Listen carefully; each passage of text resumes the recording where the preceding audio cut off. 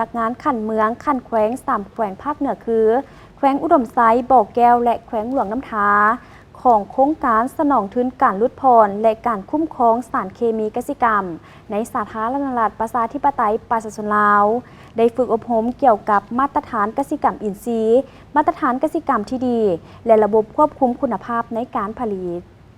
พิธีได้จัดขึ้นในวันที่28 เมษายน 2025 ที่แผนกเกษตรกรรมและป่าไม้แขวงอุดมไซโดยการเข้าร่วมของท่านนางพรทิพย์สมมณีห้องหัวหน้ากลุ่มปลูกฝังกระทรวงเกษตรกรรมและป่าไม้ท่านพิมพ์เสนคูณสิริวงศ์หัวหน้าแผนกเกษตรกรรมและป่าไม้แขวงอุดมไซมีหน่วยงานเกี่ยวข้อง3แขวงเข้าร่วมท่านนางพรทิพย์สมมณีได้กล่าวว่าปัจจุบันภาคและรัฐบาลกำลังสุ่มใส่สุกยูการผลิตค้ำประกันเสบียงอาหารและผลิตเป็นสินค้าตามที่สะอาดสีเขียวยืนยงและเป็นมิตรต่อสิ่งแวดล้อมเพื่อเฮ็ดให้การผลิตแบบกุ้มกิน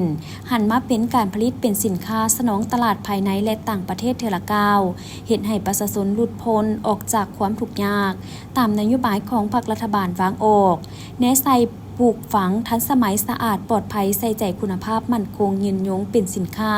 และวิสัยทัศน์ฮอดปี 2030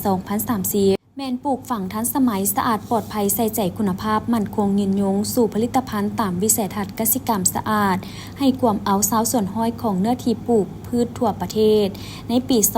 2025 กำหนดพื้นที่การผลิตกสิกรรมสะอาดที่มีท่าแห้งอยู่แต่ละท้องถิ่นในทั่วประเทศให้ได้5ส่วนห้อยในนั้นพื้นที่การผลิตกสิกรรมที่ดีเพิ่มขึ้นให้ได้ 100,000 ฟาร์มพื้นที่การผลิตกสิกรรมอินทรีย์ให้ได้ 70,000 ฟาร์มอีกด้านหนึ่งการผลิตภายในระยะผ่านมาเห็นว่ายังมีรูปแบบกระจายกระจายค่อนข้างปฐมประทานยังบ่ทันสอดคล้องตามมาตรฐานการผลิตที่สะอาดปลอดภัยและรับประกันคุณภาพตามมาตรฐานที่กรมปลูกฝังกระทรวงเกษตรกรรมและป่าไม้ได้วางออกเคียงคู่กันนั้นการร่วมมือและการเชื่อมโยงของบรรดาประเทศอาเซียนได้วางกำหนดว่าสำหรับการผลิตกสิกรรมในบรรดาประเทศอาเซียนต้องปฏิบัติได้มาตรฐานและส่งออกสินค้ากสิกรรมในบรรดาตลาดภาคพื้นและสากลแม่นต้องได้รับการหับรองมาตรฐานการผลิตฉะนั้นเห็นได้ว่าการผลิตกสิกรรมในระยะต่อหน้าแม่นมีความจำเป็นที่จะต้องได้สวมใส่การพัฒนากสิกรรม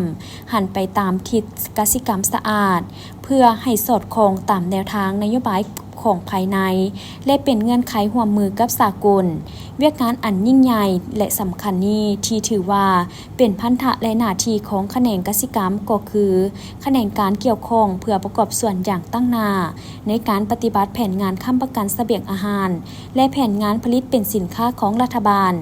สุดฝึกอบรมจะได้รับฟังการนำเสนอเกี่ยวกับมาตรฐานการผลิตกสิกรรมอินทรีย์มาตรฐานกสิกรรมที่ดี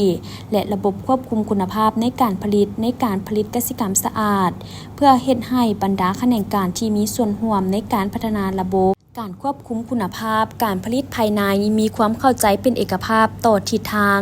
การพัฒนากสิกรรมสะอาดให้เข้าสู่ระบบทั้งเป็นการเกี่ยมพร้อมขอการยั่งยืนการผลิตกสิกรรมสะอาดในต่อหน้าและร่วมกันสุกยูจัดตั้งปฏิบัติภายในแขวงให้มีการพัฒนาไปตามทิศกสิกรรมสีเขียวยืนยงไปเทื่อละก้าว